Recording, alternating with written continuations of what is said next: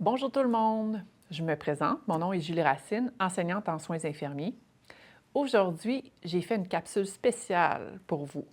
C'est une capsule qui démontre comment faire la vérification sécuritaire des médicaments. Je vais vous montrer chacune des étapes et je vais dire à voix haute tout ce qui se passe dans ma tête quand je fais la vérification des médicaments.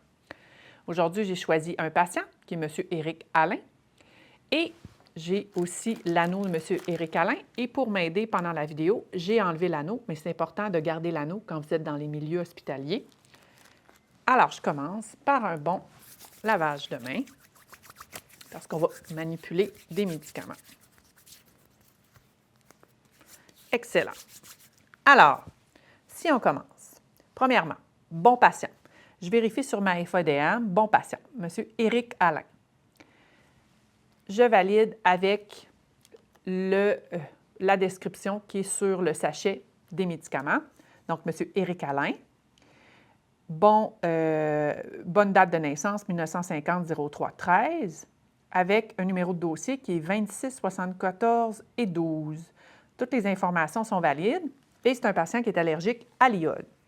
Donc, j'ai la bonne FADM avec la bonne roulette de médicaments pour le bon patient et je prépare la médication d'un patient à la fois. Alors, je commence. Le premier médicament, j'y vais dans l'ordre, une page à la fois, et je vais commencer par la médication Peros. Donc, premièrement, j'ai dans la FADM lévothyroxine, synthroïde. Donc, bon patient, je l'ai fait. Bon médicament. Je vais chercher le bon médicament, qui est le lévothyroxine. OK, synthroïde, lévothyroxine. Bonne voie, qui est Peros. Bonne dose, 25 microgrammes, 25 microgrammes. Bonne heure, 8h30. Bonne documentation, je sais à quoi sert le médicament.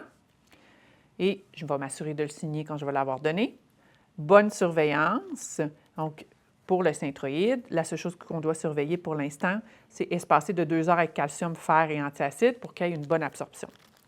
Une fois que j'ai fait la vérification, je prends le comprimé et vous, en stage, votre enseignante va probablement vous demander d'inscrire sur le sachet l'heure, une fois que vous l'avez vérifié. Après ça, j'ai l'insuline. Puisque je n'ai pas l'insuline avec moi, qu'elle est au réfrigérateur du poste des infirmières, je vais continuer avec le prochain médicament Peros. Alors, je me redis encore dans ma tête, bon patient, je suis correct. Bon médicament, pantoprazole. Bonne voie Peros. Bonne dose, 40 mg, 40 mg.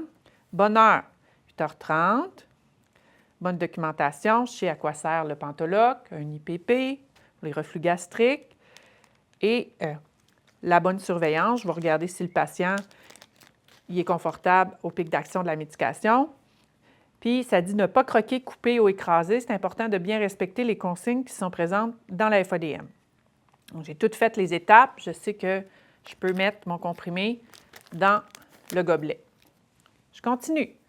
Bon patient, bon médicament, qui est maintenant le métoprolol Lopressor. Bonne voie Peros, bonne dose. J'ai un comprimé de 25 mg. Mais ils me disent un demi-comprimé qui est égal à 12,5 mg Peros. Alors là, pour la dose, je dois couper le comprimé.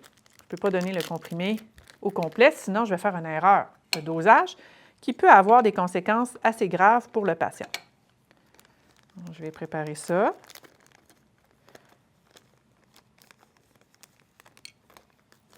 Je vais prendre une petite pince pour m'aider parce que le comprimé est petit, puis je veux le moins possible toucher au comprimé, puis ça m'aide aussi à mieux manipuler.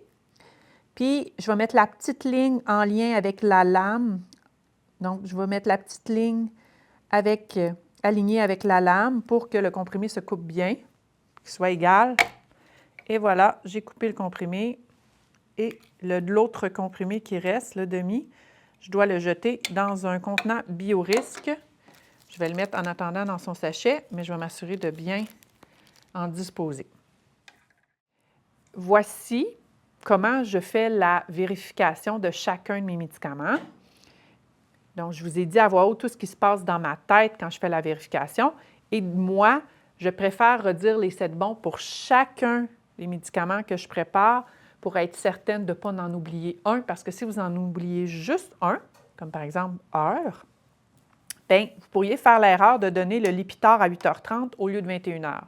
Ou si je saute juste un bon, quand je fais la vérification, comme le Lopressor, si j'avais fait bon patient, je me suis dit dans ma tête bon médicament, bonne voie, Péros, bonne dose, si j'avais pas pensé à la dose, j'aurais fait une erreur de médicament parce que j'aurais donné un comprimé au complet quand c'était juste un demi-comprimé.